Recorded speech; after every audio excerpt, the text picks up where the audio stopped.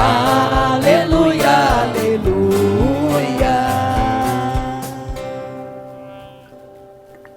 O Senhor esteja convosco. Ele está no meio de nós. Proclamação do Evangelho de Jesus Cristo segundo Mateus. Glória a vós, Senhor. Tendo nascido Jesus na cidade de Belém, na Judéia, no tempo do rei Herodes, eis que alguns magos do Oriente chegaram a Jerusalém perguntando: onde está o rei dos judeus que acaba de nascer? Nós vimos a sua estrela no Oriente e viemos adorá-lo. Ao saber disso, o rei Herodes ficou perturbado, assim como toda a cidade de Jerusalém. Reunindo todos os sumos sacerdotes e os mestres da lei, perguntavam-lhes onde o Messias deveria nascer.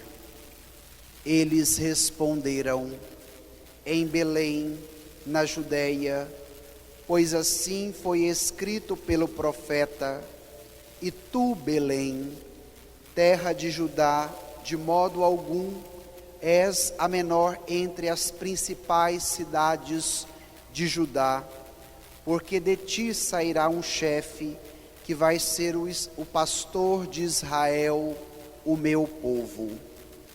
Então Herodes chamou em segredo os magos e procurou saber deles cuidadosamente quando a estrela tinha aparecido. Depois os enviou a Belém, dizendo: ide e procurai obter informações exatas sobre o menino, e quando o encontrardes, avisai-me, para que também eu vá adorá-lo. Depois que ouviram o rei, eles partiram, e a estrela que tinham visto no Oriente ia adiante deles, até parar sobre o lugar onde estava o menino. Ao verem de novo a estrela, os magos sentiram uma alegria muito grande. Quando entraram na casa, viram o menino com Maria, sua mãe, ajoelharam-se diante dele e o adoraram. Depois abriram seus cofres e lhes ofereceram presentes: ouro, incenso e mirra. Avisados em sonho para não voltarem a Herodes, retornaram para sua terra, seguindo outro caminho. Palavra da salvação.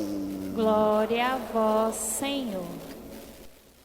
Irmãos caríssimos, a glória do Senhor manifestou-se e sempre há de manifestar-se no meio de nós até a sua vinda no fim dos tempos. Nos ritmos e nas vicissitudes do tempo, recordamos e vivemos os mistérios da salvação. O centro de todo o ano litúrgico é o Sagrado Tríduo Pascal, celebração do Senhor crucificado, sepultado e ressuscitado, que culminará no domingo de Páscoa, com o louvor celebrado este ano, a 9 de abril. Em cada domingo, Páscoa semanal, a Santa Igreja torna presente este grande acontecimento, no qual Jesus Cristo venceu o pecado e a morte. Da celebração da Páscoa do Senhor derivam todas as celebrações do ano litúrgico. As cinzas, início da Sagrada Quaresma, a 22 de fevereiro. a gloriosa Ascensão do Senhor, a 21 de maio, a festa de Pentecostes, a 28 de maio, Corpus Christi, a 8 de junho, e o primeiro domingo do Advento, a 3 de dezembro. Também nas festas da Santa Mãe de Deus, dos apóstolos, dos santos e santas, e na comemoração dos fiéis defuntos, a Igreja, peregrina sobre a terra, proclama a Páscoa do Senhor, a Cristo que era, que é e que há de vir, Senhor do tempo e da história, louvor e glória pelos séculos dos séculos. Amém. Amém. Hoje celebramos a festa da Epifania do Senhor. A palavra Epifania vem do grego, que significa manifestação. Então, o que nós celebramos? A manifestação de Deus no meio do seu povo. Deus se faz gente, assume a nossa condição humana e manifesta a sua luz para irradiar toda e qualquer escuridão que pode nos tirar do seu caminho. E diante disso vem a palavra de Deus para nos orientar, porque não basta apenas Deus se manifestar através do seu Filho à humanidade como um todo, mas é necessário que esta manifestação se aconteça na nossa vida a cada dia. E aí vem a primeira pergunta já para te questionar neste domingo de hoje. Você se permite que Deus se manifeste na sua vida durante todos os seus dias? Pense nisso por um instante. Se você já permite, que bom, continue. Você está no caminho certo. Se ainda tem alguma resistência, peça nessa missa de hoje que o Senhor te dê esta graça, porque é desejo dele se manifestar na sua vida todos os dias de 2023.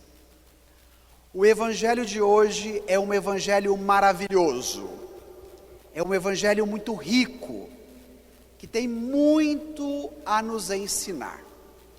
Então o trecho de hoje foi retirado de Mateus, capítulo 2, versículos de 1 a 12. Primeiro, o evangelista nos contextualizou que Jesus, tendo nascido na cidade de Belém, na Judéia, no tempo do rei Herodes, além da visita dos pastores, como nós meditávamos na noite de Natal, Jesus também receberá a visita de alguns magos vindos do Oriente. Esta itinerância não é apenas dos magos, que faz este caminho de onde eles viviam até Jerusalém para chegarem a Belém. Bento XVI dizia que esta é a caminhada que diz respeito ao itinerário da história humana. E esta história tem uma finalidade última, que é o Senhor. E toda a caminhada que nós fazemos nesta vida, precisamos ter como meta o Senhor.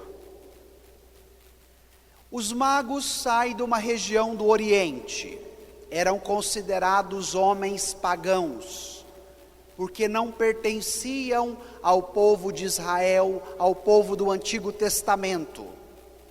Então, se é rei dos judeus, sendo Jerusalém a capital política e religiosa dos judeus, onde os reis magos vão chegar por primeiro em Jerusalém. Porque imaginavam que se era rei dos judeus, lá seria o lugar, por primeiro, onde este rei poderia nascer. Mas os planos e os projetos de Deus sempre nos surpreende. Vamos ao texto para ver como se dá esse acontecimento. Tomemos aí os versículos 2, 3 e 4, bem no início do texto. Vamos ler juntos? Onde está o rei dos judeus que acaba de nascer? Nós vimos a sua estrela no oriente e viemos adorá-lo. Ao saber disso, o rei Herodes ficou perturbado, assim como toda a cidade de Jerusalém. Reunindo todos os sumos sacerdotes e os mestres da lei, perguntavam-lhes onde o Messias deveria nascer. Olha que interessante, chega estes homens vindos do Oriente, procurando o rei dos judeus para adorá-lo em Jerusalém. Herodes era o responsável do Império Romano para todo Israel, porque naquela época a força política que dominava era do Império Romano. Então Herodes, considerado Herodes o Grande, era o representante do imperador romano em Israel. Se alguém fala que nasceu um rei, Herodes, sendo o rei, vai se sentir muito incomodado. Mas é um rei religioso, logo é dos judeus. E Herodes não tinha noção do nascimento desse rei. E aí o que ele faz? Ele manda chamar as autoridades religiosas. Ele manda chamar os sumos sacerdotes e os escribas. Quem eram estes dois grupos? A elite religiosa daquela época. Os sumos sacerdotes eram os membros das famílias sacerdotais, a alta patente da hierarquia religiosa daquela época. E os escribas eram os responsáveis, em nome da religião, para interpretar a Escritura. Então, logo, estes dois grupos precisavam dar a Herodes uma resposta. E qual era o segundo problema? Que além de Herodes não saber do nascimento desse rei, as autoridades religiosas também não sabiam. O modo como Deus age não vem por um ritmo ordinário, cotidiano, comum. Mas a forma como Deus age nos surpreende sempre e não segue o nosso organograma. A forma como Deus age não segue aquela linha comum do nosso raciocínio ou do nosso jeito de ser ou agir. Por isso eu tenho lhes dito sempre, se abram às surpresas de Deus. E agora, os sumos sacerdotes e os fariseus, os escribas, eles vão dar um cursinho de Bíblia para Herodes. Eles vão voltar lá em Miqueias, capítulo 5, e vão responder a Herodes: o rei dos judeus deve nascer em Belém na Judéia, pois assim foi escrito pelo profeta, e tu, Belém, terra de Judá, de modo algum és a menor entre as principais cidades de Judá, pois de ti sairá um chefe que vai ser o pastor de Israel, o meu povo. Não bastava conhecer a Escritura, não bastava interpretar o que ela estava dizendo, se não eram capazes de acreditar na força daquela palavra, e mais ainda na novidade do que ela poderia realizar. Por que eu estou dizendo isto a vocês? Porque eu quero trazer esse trecho do Evangelho para a nossa realidade. Diante da fragilidade do nosso tempo, da nossa cultura, e consequentemente da fragilidade que as pessoas vivem, elas têm necessidade de uma segurança.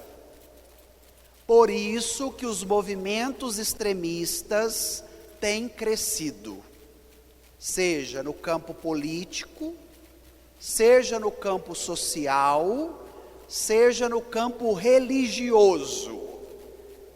Os extremismos só crescem e têm grande adesão a partir do momento que as pessoas estão fragilizadas e buscam segurança. Por que refletir sobre o nosso contexto atual? Porque hoje se tem vários grupos dentro da igreja, inclusive vários líderes religiosos, que se julgam intérpretes da Escritura, que se julgam grandes doutores da doutrina da igreja e querem a todo custo doutrinar as pessoas por esta via. E aí tem se surgido tantos canais nas redes sociais, tantos sites, tantos blogs, tantos vídeos que bombardeiam para todos os lados.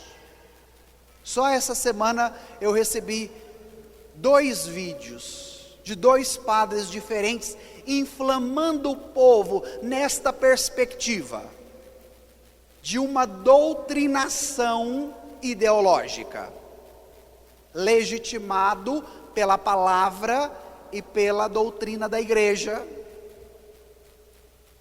nessa via dos fariseus e dos sumos sacerdotes, revestidos pelo poder da religião, como intérpretes da Escritura e da doutrina da sua época, mas não se abrindo à novidade e não se abrindo à surpresa de Deus. Preste atenção no que eu vou te dizer agora, irmão. Se você, diante da sua fragilidade, tiver que fazer uma escolha, não queira um sistema religioso que te castre. Não queira uma perspectiva religiosa que te adestre. Mas queira uma experiência de fé que te abra às surpresas de Deus, como experimentaram os magos do Oriente. Foi essa a experiência daqueles 3 homens. Não encontraram o menino em Jerusalém, mas não desistiram. Não se permitiram ser convencidos por aquele cursinho de Bíblia de Herodes, dos sumos sacerdotes e dos escribas. Mas, iluminados pela estrela, continuaram a sua caminhada até chegarem a Jesus. Queira esta meta para a sua prática religiosa, Jesus. Queira esta finalidade para a sua vida de fé, Jesus. Porque de repente, o que hoje nós estamos vendo neste bombardeamento, que tem maltratado e ferido tanto as pessoas, é desonesto para com elas.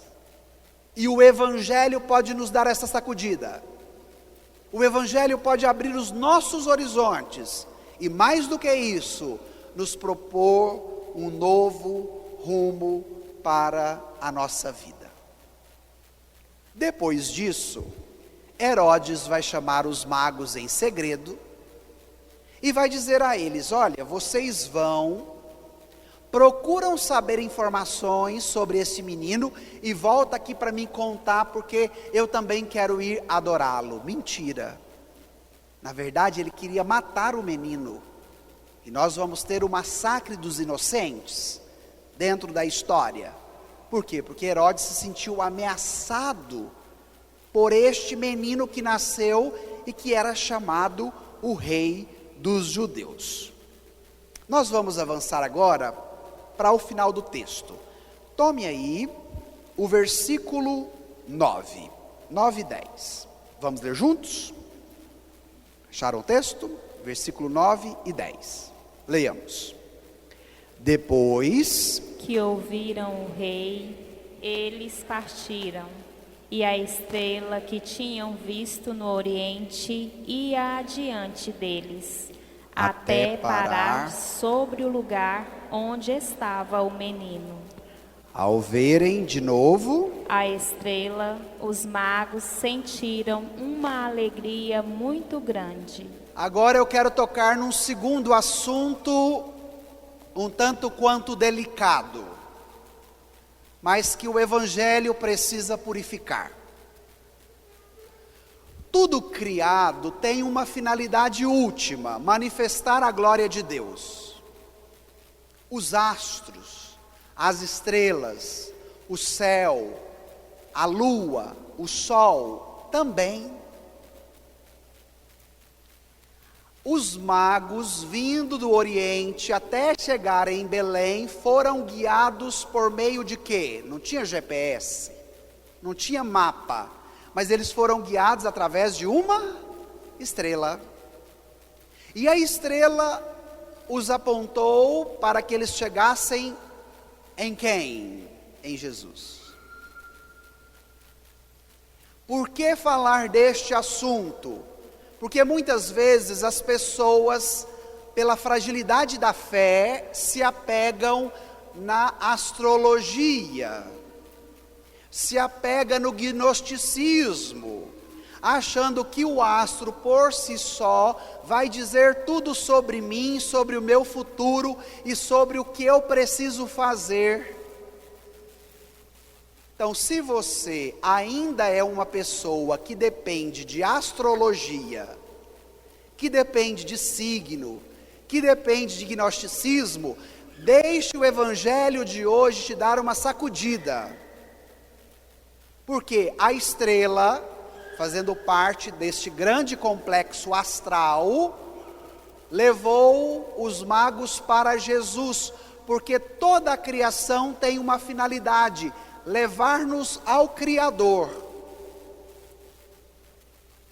Queira um caminho de fé, aonde você não dependa mais dessas mandingas.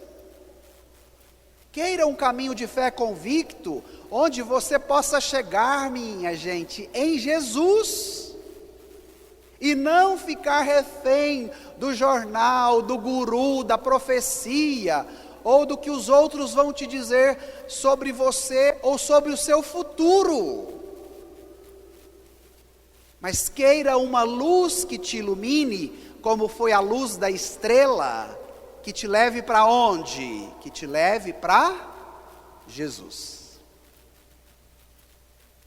E estes magos, eles chegam a Jesus porque eles foram também alcançados por uma grande alegria.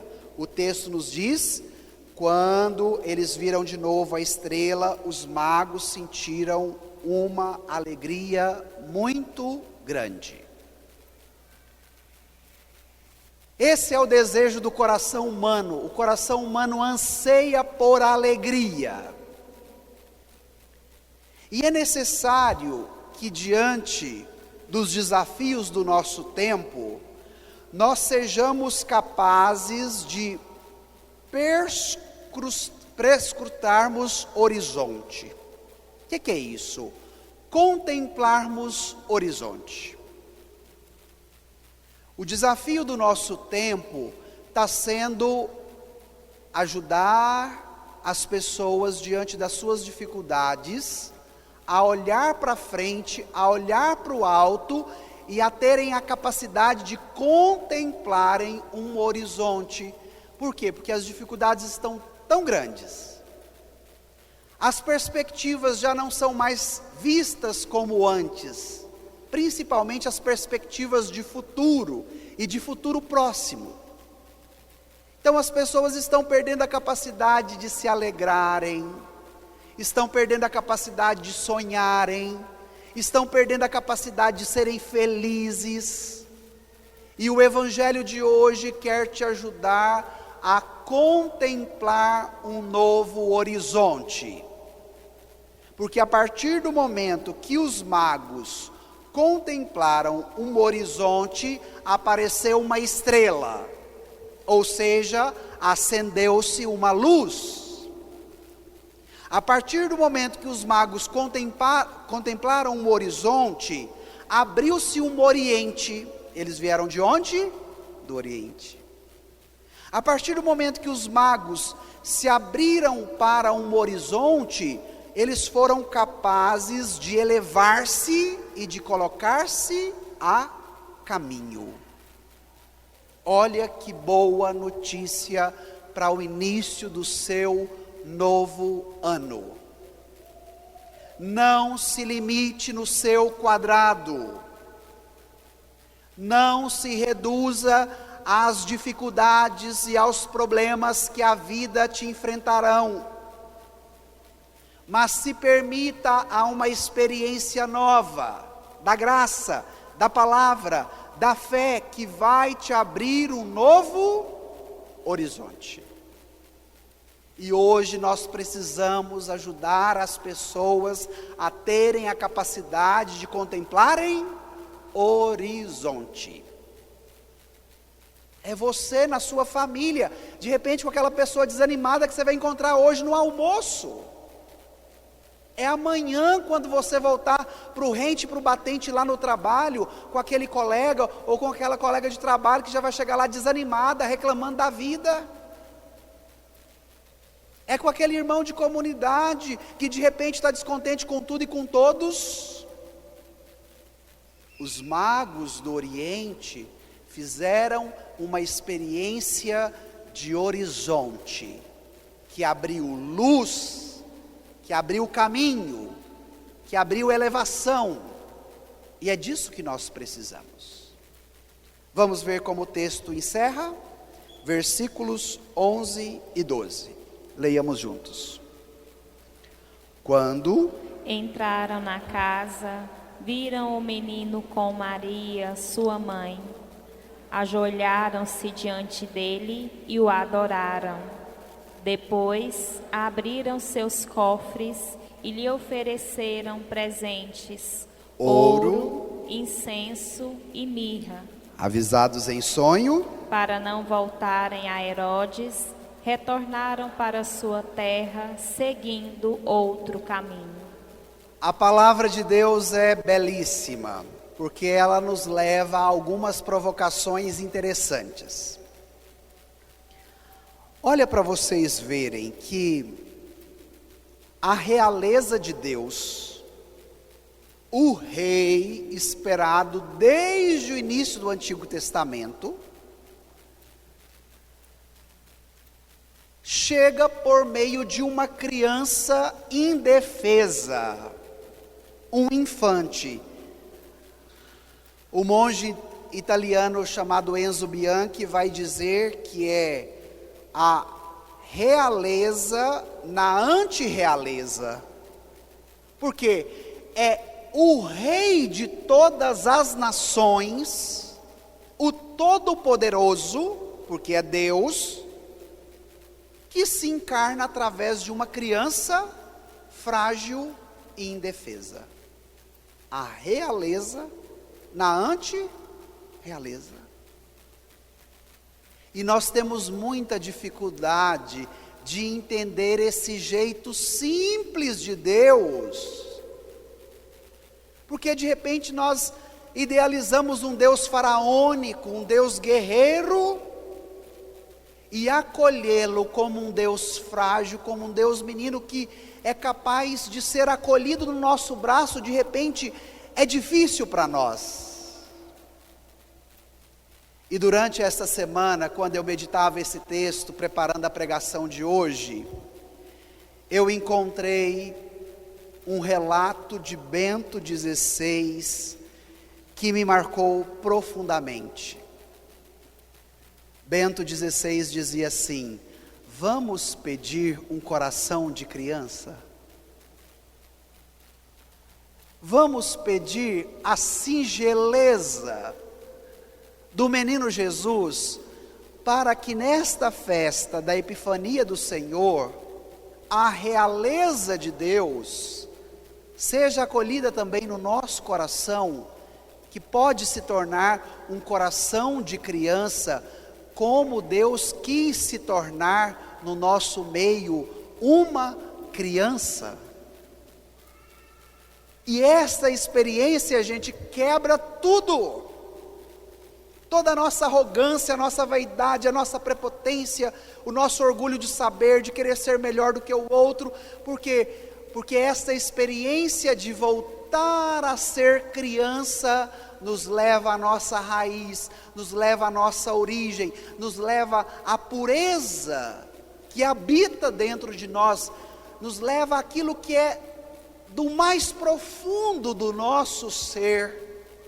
E muitas vezes nos agarramos nas nossas capas, nos nossos artifícios de defesa, naqueles adereços que foram sendo colocados no decorrer da nossa história, aonde eu me sinto seguro e confiável. E agora o Evangelho de hoje te convida a pedir um coração de criança, voltar a esta experiência. E aí o que os magos fizeram quando encontraram aquela criança? Ofertaram o que eles tinham: o ouro, o incenso e a mirra. Olha que interessante o movimento. Eles ofereceram o que eles tinham. Na perspectiva bíblica, o rei de todas as nações deveria receber a oferta destas nações. Por isso que eles vão levar os símbolos da sua cultura, do seu povo, da sua terra: o ouro, o incenso e a mirra. E a própria teologia bíblica diz que quando eles ofertam aquilo que é próprio da sua terra, eles o reconhecem como rei, e mais do que isso, eles ofertam a sua vida àquele rei. E aqui eu gostaria de provocá-los à reflexão.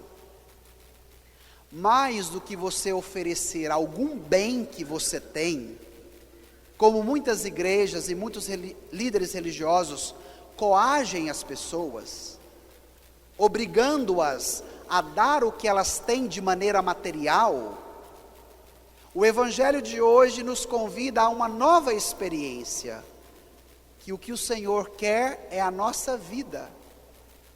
O que o Senhor quer é o nosso coração de criança. O que o Senhor quer é uma oferta generosa do que nós somos.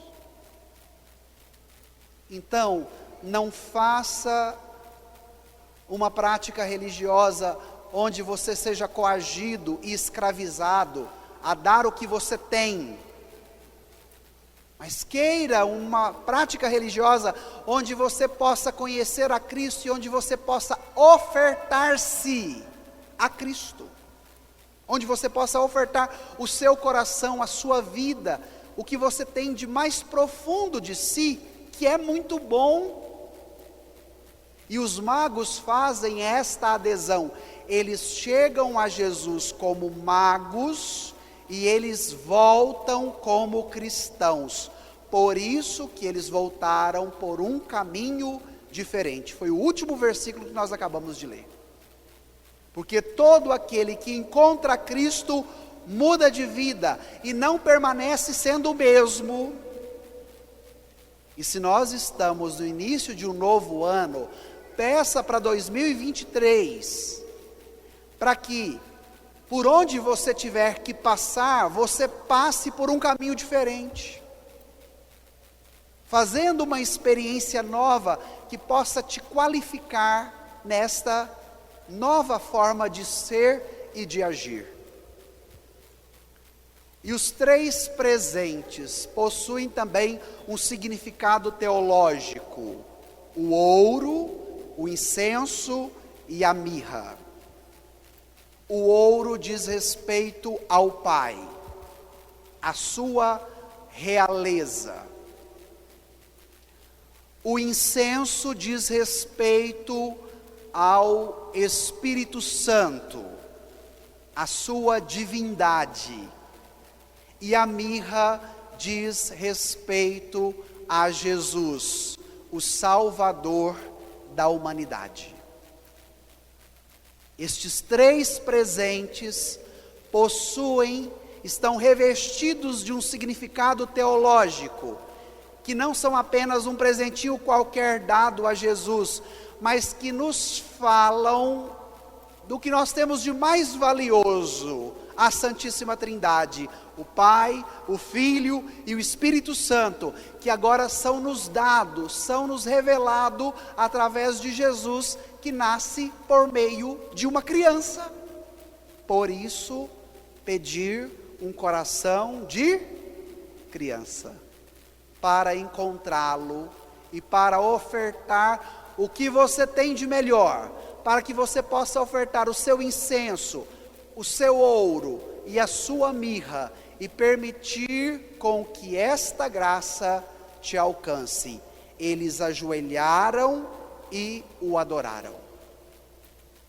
A finalidade última da vida cristã não é milagre, não é prosperidade financeira, não é cura disso ou daquilo. A finalidade última da vida cristã é a adoração. E isso é importante também para o nosso tempo, porque o que tem de igreja cristã hoje, que só promete cura, milagre e prosperidade econômica e financeira, não é só uma ou duas. E vocês precisam entender o Evangelho, a palavra, que a finalidade última da vida cristã é a adoração. Por isso, os magos ajoelharam e adoraram. Padre, o que é que significa adorar? Significa se entregar inteiramente. Porque às vezes a gente acha que adorar é chegar ali no Santíssimo, ajoelhar, pegar um livrinho e repetir tudo que está no livrinho. Não. Isso talvez pode ser uma preparação para a sua adoração.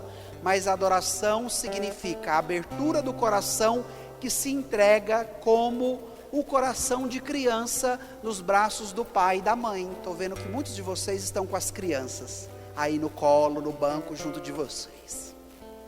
Então, quando a criança vê o pai, vê a mãe, o que ela faz? Ela abre os bracinhos e já vem correndo e se lança, não é verdade? Se joga nos braços do pai e da mãe. Então, uma imagem para nos ajudar. O que significa adorar a Deus? É quando eu me abro inteiramente e me lanço nele e me permito ser tomado por ele e me tornar um nele. Esta é a experiência que hoje a palavra quer te oferecer. Que você possa se ajoelhar e adorá-lo todos os dias da sua vida. Então vamos terminar pedindo o que a palavra nos ensinou. Por um instante, reflita, como está a sua vida? Como está a sua prática de fé? Como está a sua vivência religiosa? Vai pedindo ao Senhor para que você também contemple o horizonte, mesmo em meio às dificuldades. Que uma luz possa aparecer para te guiar e te levar até Jesus, como foi aquela estrela. Que você não fique mais estagnado, estagnada, mas que você possa trilhar um caminho que te leve a Jesus. Que esse movimento também possa te elevar à graça de Deus. Vai dizendo a Ele: dai-me um coração de criança, Senhor,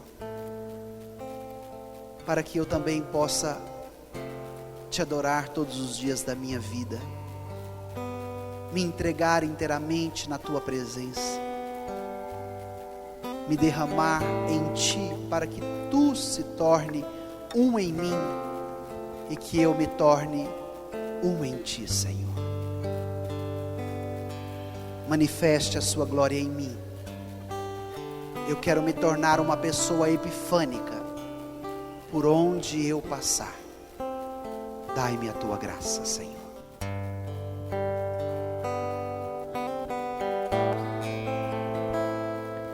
Quem como Deus, diante dele os joelhos se dobram. Quem como Deus, diante dele as muralhas desabam. Quem como Deus, Ele pode tudo realizar. Deus agindo, quem impedirá?